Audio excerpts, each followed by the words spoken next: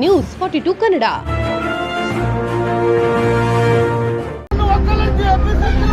ರಾಜ್ಯ ಸರ್ಕಾರಕ್ಕೆ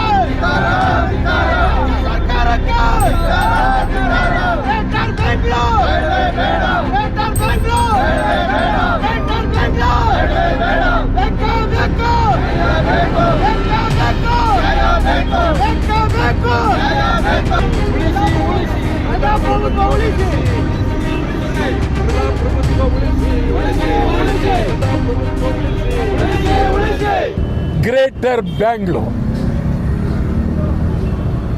ಇದು ಇನ್ನೂ ಇವರಿಗೆ ಕನ್ನಡದಲ್ಲಿ ಒಂದು ಹೊಸ ಹೆಸರು ಸಿಕ್ಕಿಲ್ಲ, ಇನ್ನೂ ಸಿಕ್ಕಿಲ್ಲ. ಗ್ರೇಟರ್ ಬೆಂಗಳೂರು ಯಾರಿಗಾಗಿ, ಯಾತಕ್ಕಾಗಿ ಮಾಡ್ತಾ ಇದ್ದೀರಿ? ಇಡೀ ರಾಜಧಾನಿ, ಕರ್ನಾಟಕದ ರಾಜಧಾನಿ ತಮಿಳರು, ತೆಲುಗರು, ಮಲಯಾಳಿಗಳು, ಗುಜರಾತಿಗಳು, ಮಾರ್ವಾಡಿಗಳು, ಸಿಂಧಿ ತುಂಬಿ ಕನ್ನಡಿಗರು ಕೆಲವರಾಗಿದ್ದಾರೆ. ಕನ್ನಡಿಗರು ಭಿಕ್ಷೆ ಬೇಡ ಪರಿಸ್ಥಿತಿ ಬಂದಿದೆ. ಕನ್ನಡಿಗರ ಪರಿಸ್ಥಿತಿ ನೋವಾಗಿದೆ.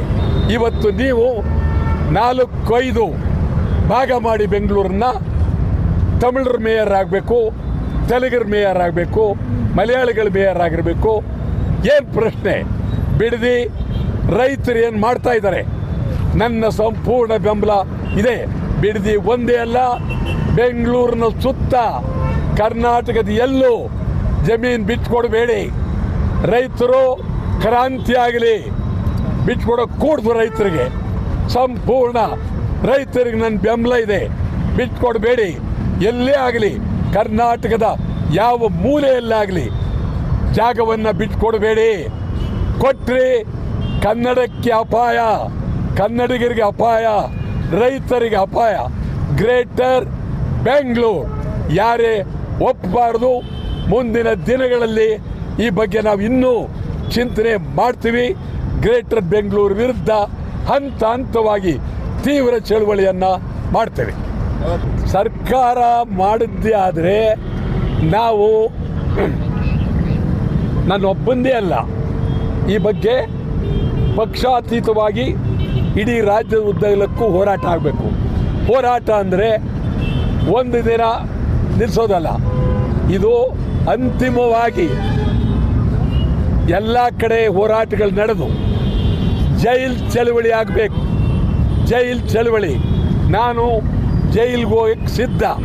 ಜೈಲ್ ಚಳುವಳಿ ಆಗಬೇಕು, ರಾಜಧಾನಿ ಚಳುವಳಿ ಆಗಬೇಕು, ರಾಜ್ಯದ ಉದ್ದಗಲಕ್ಕೂ ಚಳುವಳಿ ಆಗಬೇಕು. ಯಾವುದೇ ಕಾರಣಕ್ಕೂ ರೈತರು ಬಗ್ಗಬಾರ್ದು, ಹೆದರಬಾರ್ದು, ಧೈರ್ಯವಾಗಿರಬೇಕು.